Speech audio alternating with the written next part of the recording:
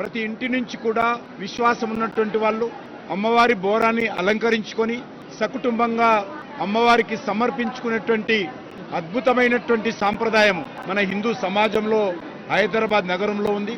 ఈరోజు మేము కూడా మా ఇంటి నుంచి బోనాన్ని అలంకరించుకొని సికింద్రాబాద్ ప్రజల తరఫున, హైదరాబాద్ తెలంగాణ ప్రజల తరఫున, మన ప్రియతమ ప్రధానమంత్రి నరేంద్ర మోడీ గారి తరఫున అమ్మవారికి బోనాన్ని సమర్పించుకోవడం జరిగింది. గతంలో ప్రకృతి వైపరీత్యాలు వచ్చినప్పుడు, విష జ్వరాలు వచ్చినప్పుడు ప్రజలందరూ కూడా ఆ రోజు బోనాన్ని సమర్పించుకొని అమ్మవారి యొక్క ఆశీస్సులతో ఆ యొక్క విష రోగాల నుంచి బయటపడడం జరిగింది. ఇప్పుడు కూడా మన ప్రజలకు, మన దేశానికి ఏ రకమైనటువంటి కష్టాలు లేకుండా, ఏ రకమైనటువంటి ఇబ్బందులు లేకుండా మన దేశము పాడి పంటలతో సుఖ సంతోషాలతో ప్రపంచంలోనే ఒక అద్భుతంగా మనం అభివృద్ధి చెందాలని అమ్మవారిని కోరుకుంటున్నాను.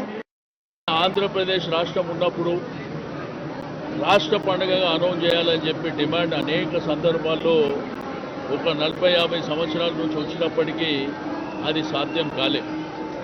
కొత్తగా తెలంగాణ రాష్ట్రం ఏర్పడిన తర్వాత 2014లో కేసీఆర్ గారు ముఖ్యమంత్రి అయిన తర్వాత రాష్ట్ర పండుగగా అనౌన్స్ చేసిన తర్వాత ఈ యొక్క జాతర విశిష్టత, ఈ గౌరవం విశ్వవ్యాప్తమైనటువంటి సందర్భం.